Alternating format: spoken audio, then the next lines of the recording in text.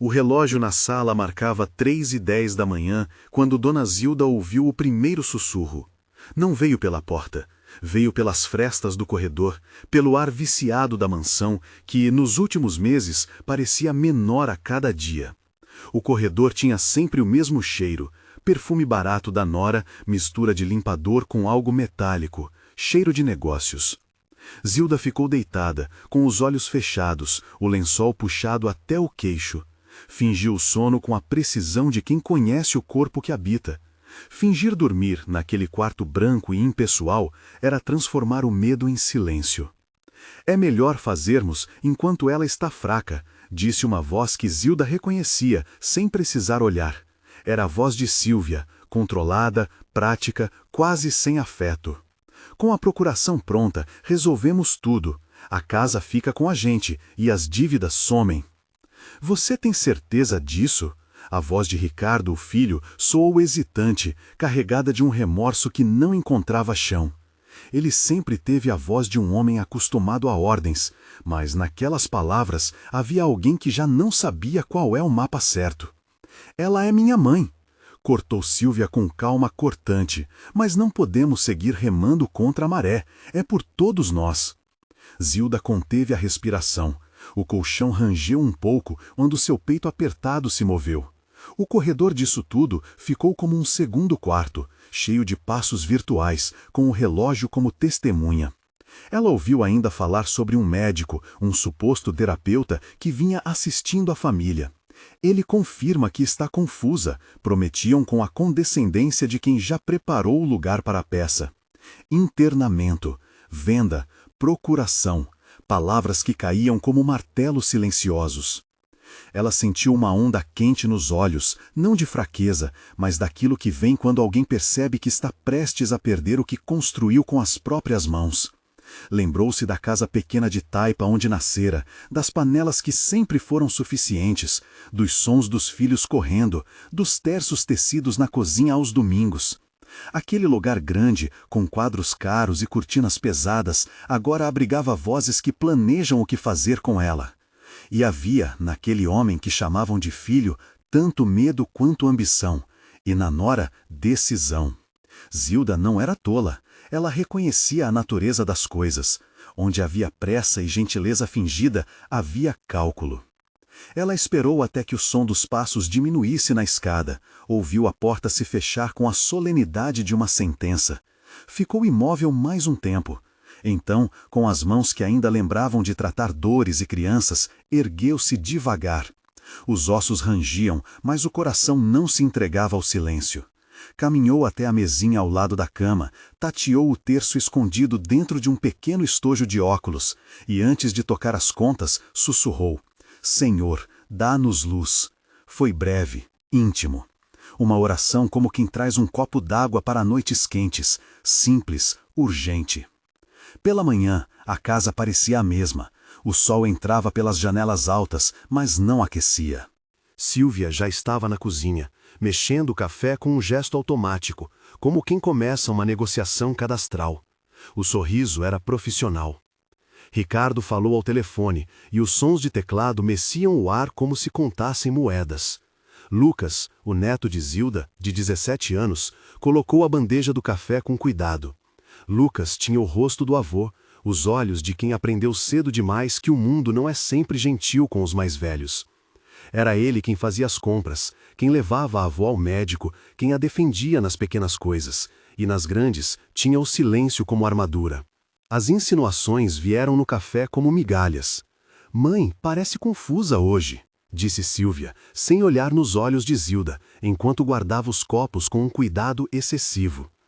Talvez fosse bom revisar os papéis, sugeriu, como quem planta uma semente em terra seca. Ricardo assentiu, como se cada palavra fosse um prego a mais num caixão invisível.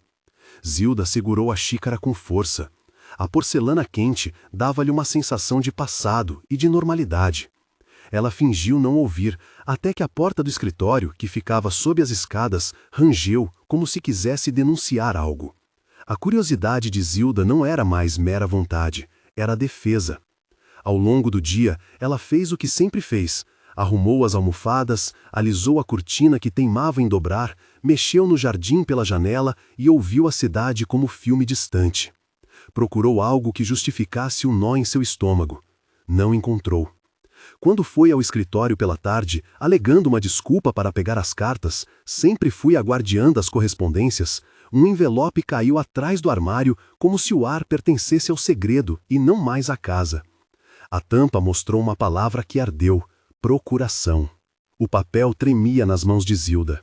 Não era apenas um papel, era uma sentença que transformava a história que ela viveu em números, assinaturas e condições que não lhe pertenciam. A assinatura tinha a grafia dele, Ricardo, e havia a assinatura da nora, e a data, recente, marcada com a mesma calma com que julgavam a sua sanidade. Por um momento, o mundo diminuiu até caber naquele envelope, mas dentro havia também escolhas. Se aceitasse, deixaria de ser dona da própria vida. Se resistisse, teria que sair, deixar paredes e quadros que eram memórias. Ela apressou os passos para o quarto. No corredor, quase trombou com Lucas, que segurava um livro e a face dura de quem tem que agir. Ele viu o envelope. Não precisaram trocar muitas palavras. Seus olhos se encontraram, e naqueles 2 segundos se firmou um plano. Não cederiam. Não assim. Não naquela noite, sob os pés de quem dizia cuidar. Vamos esperar a noite, disse Lucas baixinho, como se falar alto despertasse juncos de perigo. Zilda assentiu. Eles selaram o envelope dentro de um cosmoda, sob roupas que já cheiravam a lavanda de Rita, a amiga que ainda preservava a doçura das coisas antigas. Rita, pensou Zilda, seria o porto. Rita de Cássia, uma mulher afável que vivia em Pirenópolis, onde a vida se movia em ritmos mais puros. Rita guardava chaves, histórias e cafés prestes a estourar em risadas. Havia mais nela do que compreensão, havia acolhimento. Naquela noite, enquanto Sílvia cenava com uma calma teatral e Ricardo assistia ao noticiário com a expressão de um homem que tenta alinhavar desculpas para si mesmo, Zilda fez a mala. Não era mala de viagem, era mala de quem recolhe com pressa as coisas que definem uma vida. Fotos emolduradas, um lenço de renda, documentos, o terço. Lucas colocou uma muda de roupas e apenas o essencial. A tarefa, entre olhares e portas fechadas, trouxe uma tensão quase elétrica. Zilda, com a fala baixa, falou uma vez só. Não é por rancor, é por dignidade. Antes de partirem, ajoelharam-se no chão do quarto. A oração foi como uma lâmpada que acende no corredor escuro, curta, íntima, concreta. Senhor, protege-nos, dá-nos caminho, não deixes que nos destruam por cobiça. O som da voz de Zilda era pequeno, mas firme. Lucas acrescentou uma súplica infantil de coragem, que, no corpo do avô, soou como brasa viva. Eles velaram a casa com passos silenciosos, desceram por corredores onde o relógio marcava horas que pareciam cair. A noite os envolveu como um manto, o carro os esperava com os faróis como olhos atentos. A estrada para Pirenópolis foi um trecho longo de tempo concentrado. Faróis que rasgavam o negro, chuva que batia no capô, o cheiro da terra molhada vindo pelos vidros ligeiramente abertos. Lucas não pisou no acelerador com violência. Ele sabia que pressa e erro costumam andar lado a lado. Havia uma calma estranha, que era coragem disfarçada de paciência. Quando passaram por um trevo iluminado por um poste amarelo, Zilda colheu à sua volta como quem confirma uma realidade nova. A cidade ficava para trás, o ar mudava de asfalto para mato, as luzes se tornavam menos fortes e mais humanas. Em Pirenópolis, Rita os recebeu com o mesmo abraço que se dá a quem retorna doente depois da primeira crise. A casa de Rita era pequena, com paredes brancas e cheiro de bolo. Ela abriu a porta sem perguntas longas, sabia que há perguntas que chegam depois de um abraço. Vocês chegaram na hora certa, disse-se Rita, como se soubesse que proteção é também timing. Preparou um café, puxou cadeiras, fez um caminho com panos sobre as mesas para que parecessem mais aconchegantes. O quarto que cedeu a Zilda tinha uma janela que dava para um passeio. Zilda, deitada naquela cama simples, sentiu algo que não sentia há meses. Alívio que não era vitória, mas começo. Enquanto isso, na cidade grande, outra trama se movia em passos igualmente silenciosos. O terapeuta que desde algum tempo acompanhava as sessões naquela casa, apresentado como o Dr. Henrique, não era só terapeuta. Ao longo de algumas consultas, ele tinha percebido pequenas inconsistências, narrativas que mudavam, relatos omitidos, sinais sutis de pressão que não se encaixavam na história clínica comum. Ele era um homem de aparência calma, óculos de aro fino, voz que convidava a falar. Mas sua história tinha uma dobra. Dr. Henrique, na verdade, colaborava com uma unidade que investigava crimes contra o idoso e fraudes patrimoniais. Sem fazer alarde e mantendo o sigilo ético do atendimento, ele passou a documentar alterações e a pedir autorizações que pareciam apenas parte de um cuidado. Sua presença na casa tinha um propósito maior: proteger sem assustar. As consultas com Silvia foram curtas. Ela fingia preocupação com a sogra e, quando perguntada, contava uma versão bem costurada, detalhes suficientes para pacificar. O terapeuta anotava, fazia perguntas benignas, convidava à respiração, ao vínculo. Mas quando as peças não se encaixavam, quando a mãe quase não era chamada para decidir e quando os cheques sumiram em momentos estranhos, a suspeita passou da prudência para o dever. Dr. Henrique, com a paciência de um jardineiro que observa brotos, começou a juntar sinais como quem arruma pedras marcando o caminho. E havia Arthur. Arthur era funcionário da casa há anos, fazia pequenos concertos, regava o jardim, carregava as compras nas tardes quentes. Era homem de estatura baixa, de voz grave e olhar atento. Ninguém jamais fez piada. Ele tinha dedos precisos, olhos que observavam e uma moral serena. Em pouco tempo, tornou-se a presença que sabia o horário das visitas e o jeito de dobrar uma toalha. O tamanho do corpo de Arthur jamais determinou sua coragem. Ele se movia pela casa como quem conhece cada milha de um mapa antigo. Quando notou mudanças no comportamento dos senhores, anotou mentalmente. Quando achou por acaso uma cópia da procuração atrás de um tapete molhado, sentiu o peso do objeto. Não havia estrépito em seu gesto. Recolheu o papel como quem pega um relicário. Arthur conhecia pessoas, sabia onde colocar perguntas sem escancarar portas. Em uma tarde de sábado, após o almoço, viu que a pasta com extratos bancários havia umbiligalmente se tornado parte do jornal da casa. Mensagens em duplicidade, transferências que não faziam sentido, pagamentos a empresas que não existiam. O corpo de Arthur não reagiu com alarde, mas seu rosto ficou firme.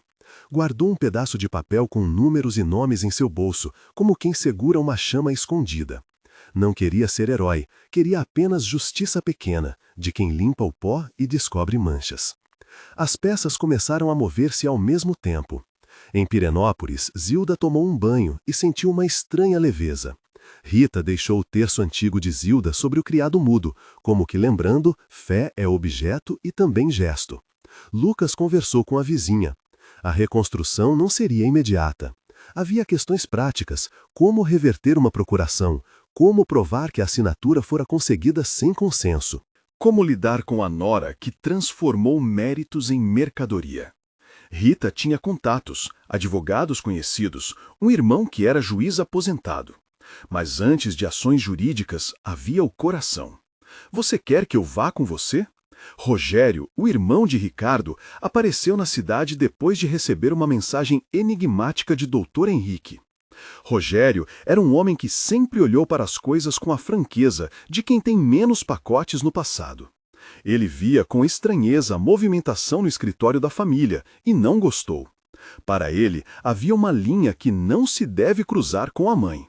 Dois mundos agora se aproximavam, o lugar de proteção onde Zilda respirava mais leve e a estação onde as engrenagens do poder começavam a ranger. Dr. Henrique pediu a ajuda de Rogério por meio de um telefonema curto, direto. Há indícios que merecem verificação. Preciso de alguém de confiança.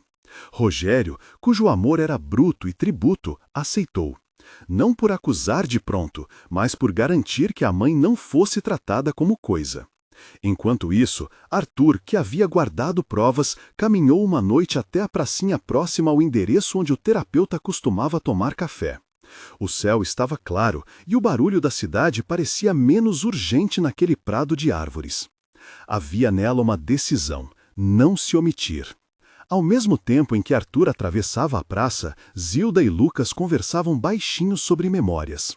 Zilda trouxe à mesa uma história de quando tinha 20 anos e cruzou o país para visitar um padre que abençoou a família. Fez uma pausa e sorriu, e pela primeira vez nos últimos meses deu uma gargalhada breve. Rita trouxe um pedaço de bolo e, sem perceber, alisou a mão enrugada de Zilda. A mão de Zilda era um mapa.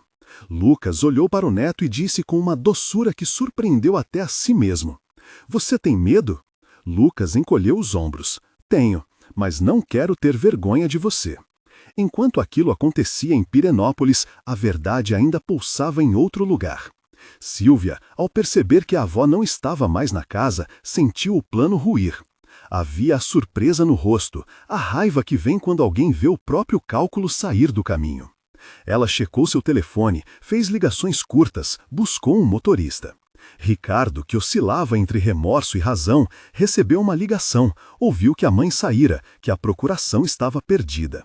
Era como ver se desfazer um laço que já não sustentava sua própria medida de dignidade. Na manhã seguinte à fuga, um carro preto parou discretamente na rua lateral da mansão. Não era carro de luxo chamativo, era veículo de alguém que não precisa anunciar presença. Dr. Henrique, com a composição calma de quem resolve quebra-cabeças, desceu do carro e caminhou até a funcionária que atendia a portaria. Queria saber o que se passou.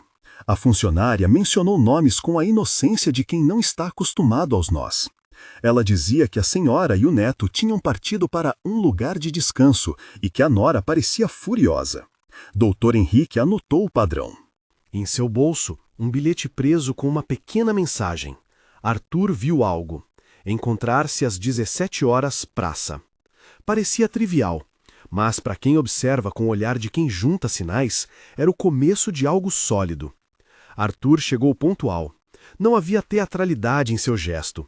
Antes, a simplicidade de quem leva a verdade embaixo do braço.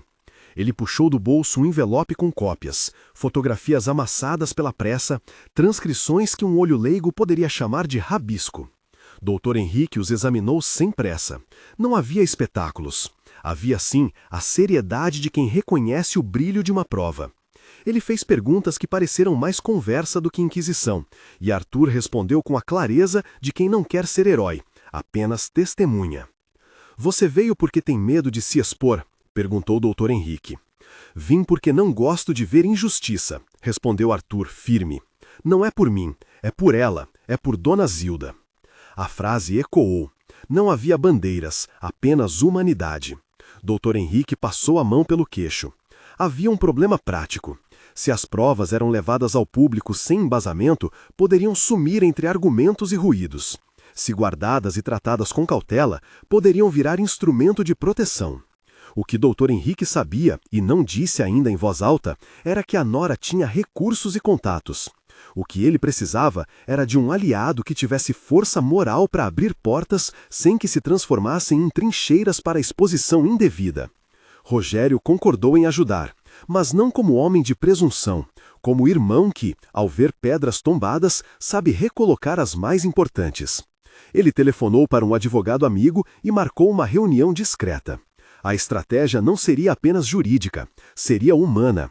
Proteger Dona Zilda e, se possível, recuperar algo mais valioso do que bens, recuperar laços. Enquanto isso, em Pirenópolis, a vida cotidiana seguia com a doçura dos detalhes. O café sendo passado, as mãos de Rita que já conheciam os remendos do mundo, a rua com suas pedras que fazem cosquinha no pé. Zilda passeou pela cidade como quem revisita retratos. Entrou numa lojinha de artesanato, apalpou toalhas coloridas, sentiu a textura do algodão como se fosse texto sagrado. Lucas conversou com um senhor da banca, que lhe ofereceu emprego temporário. "Se precisares, eu te arranjo coisas aqui." Era um gesto de comunidade que pesava mais do que qualquer contrato. A noite caiu com estrelas tímidas. Zilda dormiu bem pela primeira vez em meses. Mas dormiu com um alerta fino, como se as vigas da casa estivessem todas sussurrando. A paz era, por enquanto, uma tábua frágil sob seus pés, e ela sabia disso. Não por medo de vingança, mas por consciência de que onde há ordens humanas pode haver erro, E onde há erro, é preciso que haja também coragem para corrigir. Na cidade grande, as coisas se aceleravam. Silvia, vendo que o plano por pouco não se consumara, juntou forças para reagir. Havia cartas que ela já começara a enviar, contatos que fez, promessas de recesso que incluíam liminar. Em seu rosto haviam traços de uma mulher que se acostumara a transformar necessidades alheias em soluções próprias. Ela não era monstruosa, era humana com um cálculo que feriu. A raiva era um movimento que faltava para ter uma justificativa. Para ela, tudo era administração, para outros, tudo era violência. E no meio disso, Ricardo, dividido, caminhava atualmente por um espaço onde a própria vontade o traía. Havia noites em que puxava o casaco e não sabia se ia ao trabalho ou à casa da mãe. Havia um medo que ocupava a garganta, o que é justo e o que é conveniente. A ambição, quando nasce da necessidade, às vezes pede desculpas para si mesma. Ricardo precisava de gente que o lembrasse do que tinha sido antes de ganhar carros e notas. Rogério estava pronto para lhe lembrar, sem ódio, apenas com o aperto de quem quer que a família permaneça inteira. Naquele momento em que as linhas de fogo ainda não se cruzaram, Zilda olhou para Lucas com os olhos cheios de ternura. Ele contou tudo, as conversas, a procuração, a saída. Ela ouviu e sorriu com uma leveza que devolvia aos seus anos a dignidade que tentaram roubar. A fé, que antes era sussurro, agora era gesto, não para exigir milagres, mas para segurar coragem. Senhor, dá-nos paz para agir com sabedoria. A voz dela não tremia. O que vinha depois seria a prova. Um encontro, uma reunião, uma voz que confessaria. A verdade tem muitos modos de aparecer. Às vezes vem como tempestade, às vezes como detalhe entregue por uma mão de jardineiro. Arthur sabia disso, Rita também, Rogério especialmente. E Dr. Henrique, apesar de agir com cautela, sabia que o tempo não perdoa o indeciso. A rota que cada um escolhera era distinta, mas o ponto de convergência seria um só: proteger a mulher que aprendera a reinventar o lar. Horas antes de uma possível reviravolta, Zilda sentou-se à janela do quarto de Rita e deixou que a noite lhe falasse. A lua, tímida, desenhou uma faixa prateada sobre a estrada. Ela recordou os filhos pequenos, as festas simples, a promessa que fizera a si mesma naquela sala cheia de quadros. Se eu perder tudo, que eu não perca a alma. O cabelo grisalho caía sobre os ombros como uma bandeira. Ela guardava no peito algo que não se mede em notas, a história de uma vida. Enquanto isso, Arthur e Dr. Henrique encontraram-se novamente em um café discreto fora do centro. Havia no ar cheiro de pão fresco. Arthur deixou o envelope sobre a mesa com delicadeza. Dr. Henrique abriu as cópias e viu algo que fez o rosto dele perder a serenidade por apenas um segundo. Transferências para empresas de fachada, vendas de bens cujo destino era incerto, assinaturas obtidas em horários de visitas. Ele não anotou isso em uma folha de papel como um juiz, anotou como homem que viu injustiça e se compadeceu. Fez uma proposta simples. Juntariam as provas, procurariam Rogério e buscariam uma via que não expusesse mãe à humilhação. Não faremos barulho, disse ele. Precisamos de medidas que protejam sem ferir. Um processo é lento e a pressa de vingança muitas vezes abre feridas irredessíveis. Arthur assentiu. Não queria ruído, apenas reparação. Não queria prejudicar quem não tinha culpa. Havia compassos a respeitar. Mas havia também a urgência. Silvia não estava parada. Seus passos, embora calculados, avançavam. Aquela noite trouxe sonhos leves. Mas no último gesto antes do sono, Zilda pegou o envelope da cômoda, o mesmo que havia guardado na pressa, e olhou para a assinatura. Ela não sentiu ódio, sentiu uma vontade clara de ser reconhecida. Era uma necessidade humana, ser vista, ser respeitada. A esperança não era de riqueza, mas de reconciliação possível, de que o filho reconhecesse que há limites que a ambição doem. E assim, com o coração ainda batendo em ritmo de espera, a história ficou suspensa entre duas realidades. Em uma, o sossego de uma pequena cidade que acolhia duas pessoas que decidiram não ceder à covardia. Na outra, a cidade grande, onde as rodas do cálculo giravam.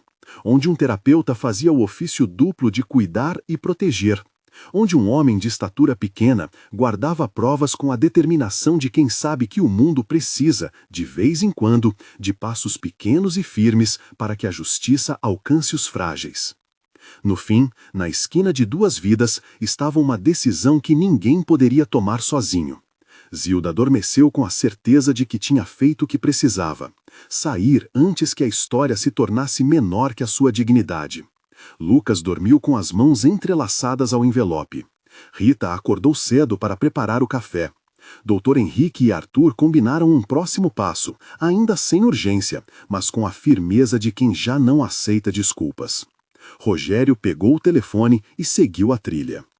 E em algum lugar entre a estrada de pedra e as luzes frias da cidade, havia um abraço que ainda precisava acontecer. Um abraço capaz de dizer: eu errei e quero consertar. Mas abraços pedem coragem de dois lados. Haveria quem buscasse a coragem? Haveria quem admitisse que amar não é possuir? Enquanto a brisa da manhã entrava pela janela de Rita e o cheiro do café enchiam a casa, a vida aguardava a próxima cena. Na manhã seguinte, enquanto o sol esticava seus dedos tímidos sobre as pedras de Pirenópolis, Dr. Henrique telefonou para Rogério e marcou um encontro discreto no escritório do advogado que ele indicara. Antes de desligar, respirou fundo como quem toma posse de uma responsabilidade maior que um ofício de cuidar. Havia ali alguém que precisava ser protegido com o mesmo zelo com que se protege um idoso desamparado. Rogério atendeu com a voz firme. Não havia espetáculo nas palavras, apenas a determinação de quem volta a si para fazer o que deve. E em algum lugar entre a estrada de pedra e as luzes frias da cidade, havia um abraço que ainda precisava acontecer. Um abraço capaz de dizer: eu errei e quero consertar. Mas abraços pedem coragem de dois lados. Haveria quem buscasse a coragem? Haveria quem admitisse que amar não é possuir? Enquanto a brisa da manhã entrava pela janela de Rita e o cheiro do café enchiam a casa, a vida aguardava a próxima cena. Na manhã seguinte, enquanto o sol esticava seus dedos tímidos sobre as pedras de Pirenópolis, Dr. Henrique telefonou para Rogério e marcou um encontro discreto no escritório do advogado que ele indicara. Antes de desligar, respirou fundo como quem toma posse de uma responsabilidade maior que um ofício de cuidar. Havia ali alguém que precisava ser protegido com o mesmo zelo com que se protege um idoso desamparado. Rogério atendeu com a voz firme. Não havia espetáculo nas palavras, apenas a determinação de quem volta a si para fazer o que deve.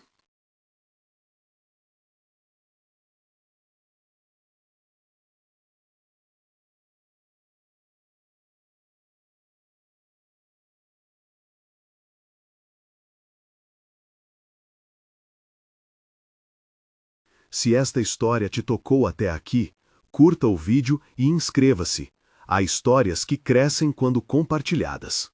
O encontro foi curto e preciso. Rogério abriu a mesa e colocou sobre ela as cópias trazidas por Arthur, extratos, recibos, anotações. O advogado, homem de meia idade, coçou a barba e falou com franqueza. Há indícios suficientes para acionar medidas de proteção. Mas o primeiro objetivo é garantir a segurança de Dona Zilda e recuperar qualquer poder decisório que lhe pertença. Rogério concordou. Não buscavam vingança, buscavam devolução de dignidade. Havia um compasso a manter.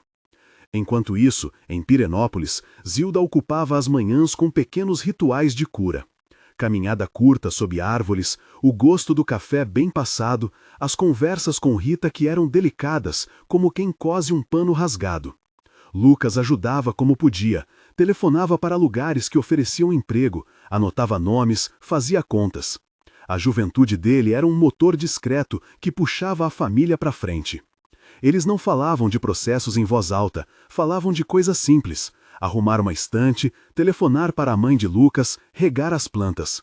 A reconstrução começava por aí, pela rotina. Quando Rogério foi à cidade para ver a situação pessoalmente, decidiu primeiro falar com Ricardo. Encontrou o irmão no escritório, cercado por papéis e carros no estacionamento que testemunhavam um sucesso ao qual ele nem sempre sabia dar nome. Ricardo recebeu Rogério com um olhar cansado. Havia culpa nas sobrancelhas, um peso que o impedia de falar direito. Rogério falou sem rodeios. Ouça, saiba o que temos nas mãos. Não vim julgar. Vim proteger nossa mãe e dar a você a chance de fazer o certo. Ricardo baixou a cabeça. As palavras saíram com dificuldade, como se cada sílaba tivesse que lutar para atravessar a garganta apertada. Eu não sabia de tudo. Achei que estávamos apenas resolvendo dívidas. Eu me deixei levar. O silêncio que se seguiu foi mais do que palavra. Foi condenação e possibilidade em igual medida. Rogério não buscou condenar. Ofereceu passos, recuperar documentos, anular assinaturas supostamente fraudadas, conversar com Sílvia com firmeza e, acima de tudo, visitar a mãe em Pirenópolis para dizer o que precisava ser dito sem pressa, pedindo perdão com honestidade. Ricardo assentiu. Podia não haver garantia de perdão imediato, mas havia deveres a serem cumpridos. A aproximação com Sílvia exigiu cuidado. Dr. Henrique sabia que confrontos ruidosos poderiam provocar fugas, justificativas e novas feridas. Sua experiência com famílias ensinara-lhe que o melhor remédio nem sempre é a exposição pública. Assim, numa tarde de sol pálido, Rogério foi até a mansão. Sílvia abriu a porta com ar de surpresa calculada. Ao recebê-lo, tentou compor um sorriso que mais parecia armadura. Em poucas frases, Rogério expôs o que havia. Provas de movimentações estranhas, a existência de uma procuração que a família desconhecia em detalhes, a fuga de Dona Zilda. Não houve gritos, houve um silêncio elétrico. Sílvia respirou como quem atravessa um corredor escuro. Sua reação foi imediata na economia de movimentos. Justificativas curtas, indignação fingida, depois raiva contida. Tudo isso era humano e, ao mesmo tempo, doloroso. Eu tomei decisões difíceis, disse ela numa voz que tentava soar calma. Fiz o que achei melhor para a família. As dívidas estavam pesadas, Ricardo. Você sabe como as coisas estão. Rogério olhou para ela com olhos que não buscavam vitimizar nem absolver. Buscavam verdades. Tomar decisões não te dá o direito de decidir por outra pessoa sem o seu consentimento pleno, respondeu ele. A mãe tem direitos. Você tem que explicar como obteve essa procuração. Sílvia não teve palavras que sustentassem olhos compreensivos. Seu rosto contraiu-se. Por fim, com a voz mais baixa, perguntou com um toque de medo. O que vão fazer? Rogério foi claro. Garantiriam proteção a Dona Zilda. Consultariam medidas legais para revisar documentos e cobrariam prestação de contas. Não prometeu algemas, prometeu consequência. A resposta de Sílvia foi uma retirada rápida. Em vez de articulação, preferiu desaparecer por algum tempo. Não houve cena de prisão, nem confronto físico. Houve uma fuga contida, a retirada daqueles que veem seus planos desfeitos e não suportam encarar a desordem moral que criaram. É possível que tenha ido embora, é possível que tenha ido com medo. O que importa naquela hora é que o caminho do abuso perdeu o trampo da normalidade. Ao mesmo tempo, em outro movimento menos visível, Dr. Henrique foi a público, num terreno que aliava o ético ao necessário. Revelar seu papel como profissional de saúde que, por suspeitas de crime, colaborava com uma investigação. Tratou o fenômeno com a responsabilidade que exige a confidencialidade e o zelo profissional. Não buscou holofotes. Mas, diante da possibilidade de dano a um idoso, havia uma obrigação moral de agir. Sua condição de policial disfarçado não foi espetáculo. Foi instrumento para recolher provas com prudência e garantir que a justiça pudesse proteger sem humilhar. Arthur, o homem de estatura baixa que tinha calçado as botas mais firmes naquela história, não buscou aplausos. Veio a Pirenópolis numa manhã em que a bruma ainda segurava as plantas. Trouxe consigo o envelope original, guardado com a mesma reverência que se tem por documentos que contêm destino. Entregou-os a Rogério e ao advogado.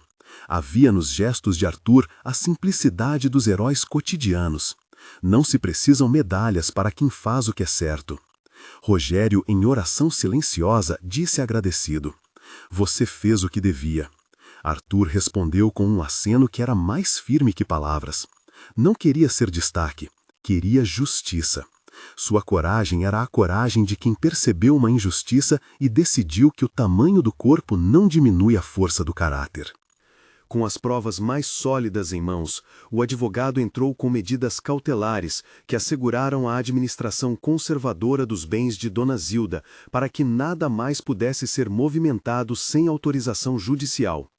Rogério assumiu, ao menos temporariamente, a gestão de contatos bancários junto ao advogado, apenas para proteger. As ações eram práticas e discretas. Não se tratava de um golpe contra Sílvia, tratava-se de um freio para impedir que decisões tomadas em conflito de interesses se consumassem. Dias depois, a notícia de que havia investigação correu pela casa como vento que acorda cortinas. Ricardo, pressionado pelos próprios escrúpulos e pela possibilidade de perder a mãe em definitivo, decidiu viajar a Pirenópolis. A viagem foi lenta, cada quilômetro uma conversa consigo mesmo. Ele não queria desculpas, queria dizer a verdade.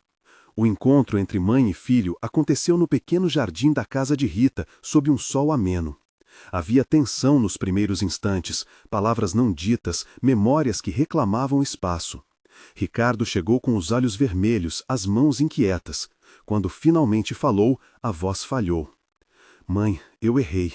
Me deixei levar.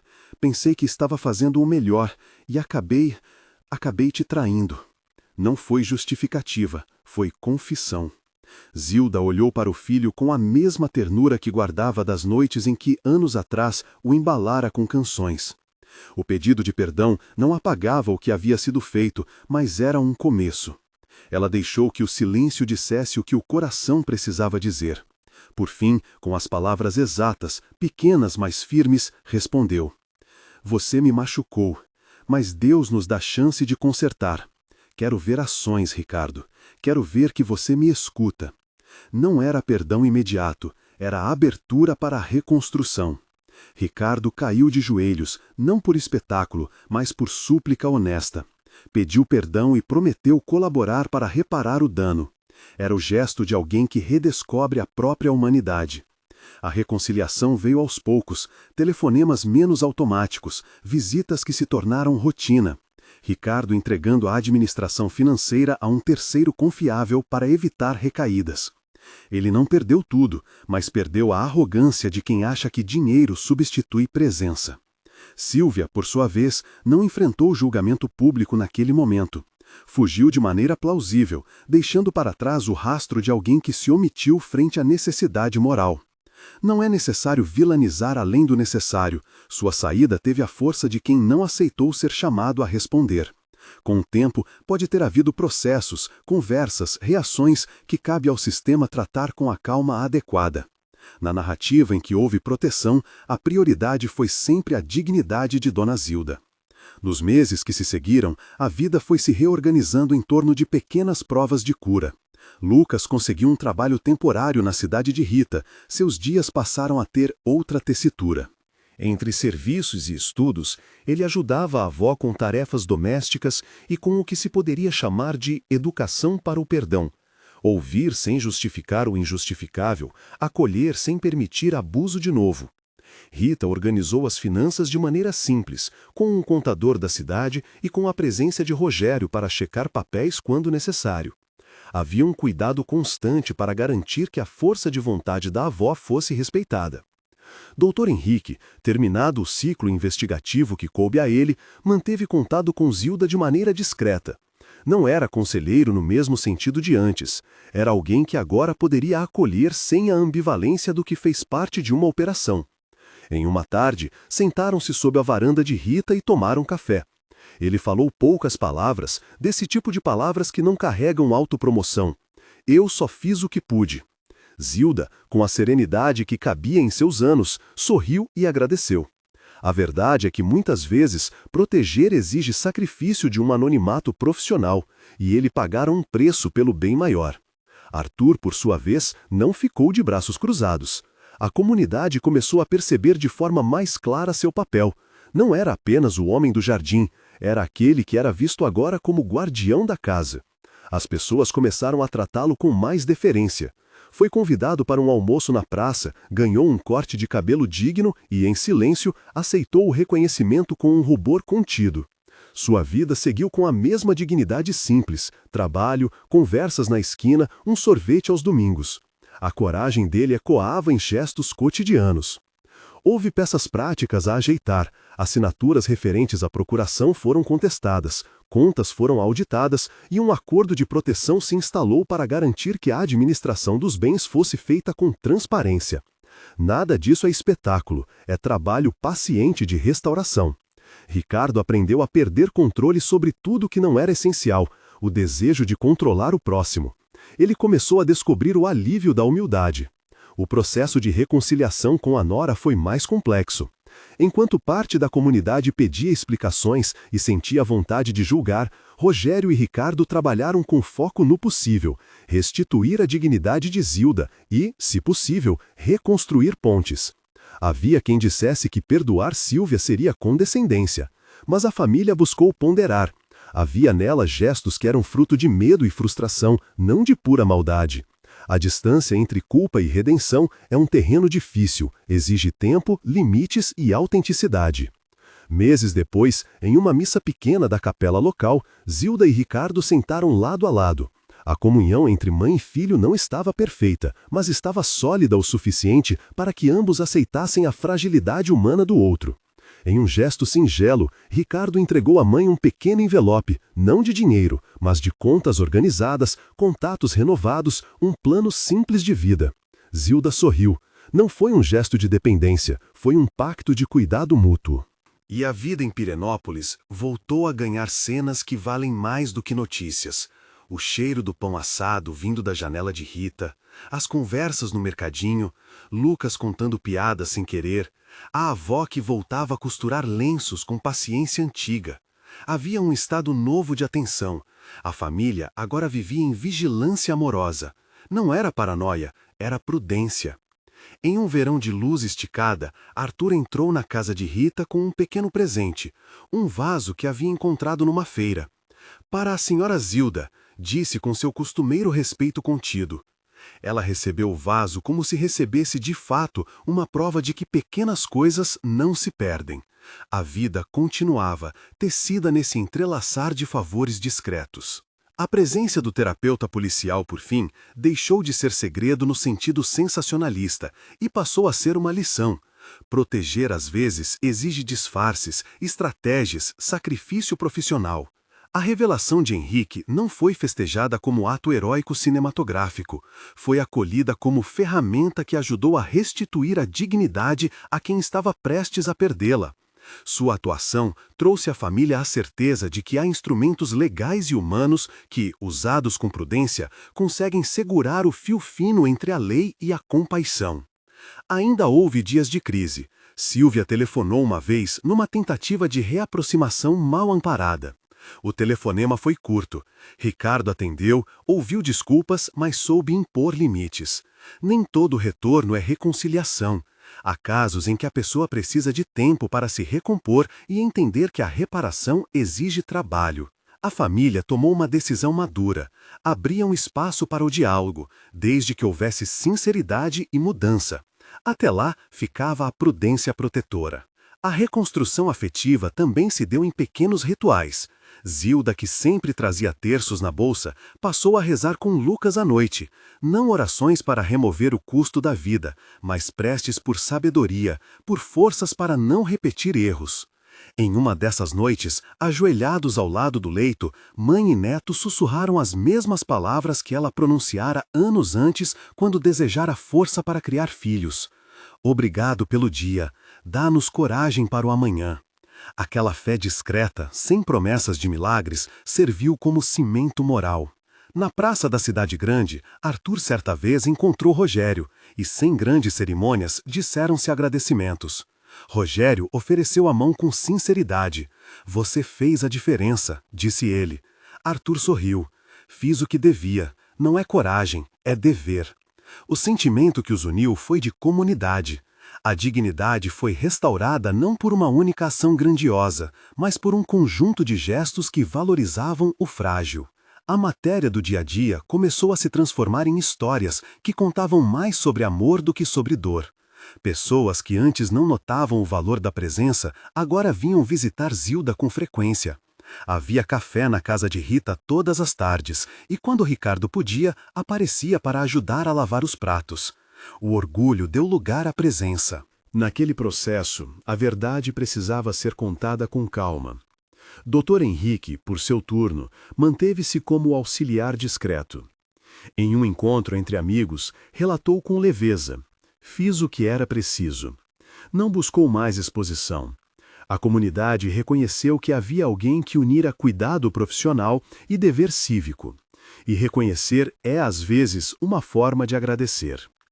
Com o tempo, Rita e Zilda organizaram uma pequena festa para comemorar a recuperação de um espaço que fora de Zilda. Nada pomposo, bolo, café, canções simples. A festa não tinha a intenção de fingir que nada havia acontecido, mas era um marco de que a vida pode voltar a ter sabor depois do amargor. Lucas pôs música à mesa e Arthur apareceu com um vaso de flores. Ali, de forma modesta, se celebrou a resistência cotidiana. Na última cena antes do epílogo, numa tarde de céu limpo, Zilda e Ricardo sentaram-se no banco da praça da cidade pequena. Havia entre eles um diálogo que não precisava de acusações nem defesas. Ricardo falou da pressa que o cega, da ambição que não previu as margens do erro. Zilda olhou para ele com ternura.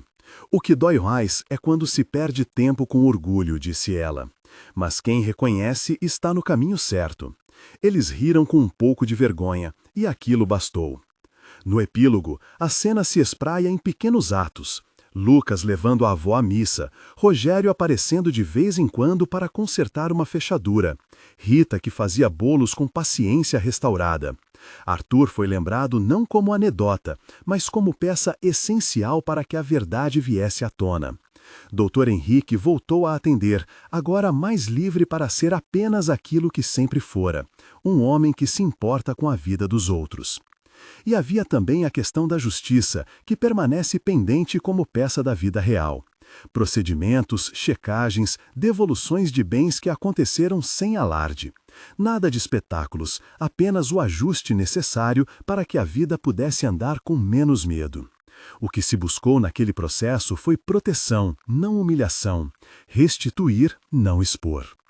No fim, o grande aprendizado não foi a queda de Sílvia, que ficou para trás como sombra de uma escolha, mas a capacidade da família de escolher a dignidade como princípio. Zilda reconstruiu um cotidiano que tinha memórias e cuidado. Lucas tornou-se um jovem mais sereno, disposto a aceitar responsabilidades com menos pressa. Ricardo aprendeu o valor do arrependimento prático, não apenas palavras, mas mudanças de hábito. E Arthur ganhou o reconhecimento que merecia, sem apanhar medalhas, apenas a gratidão sincera de quem foi defendido. Numa manhã de domingo, sentados à mesa, todos juntaram as mãos num gesto simples antes do café. Zilda fechou os olhos e murmurou uma oração curta, como quem fecha um livro pela manhã. Senhor, obrigado por nos proteger. Dá-nos sabedoria para cuidar uns dos outros. O murmúrio encheu a sala como um vestido macio. Não prometia cura miraculosa, pedia persistência.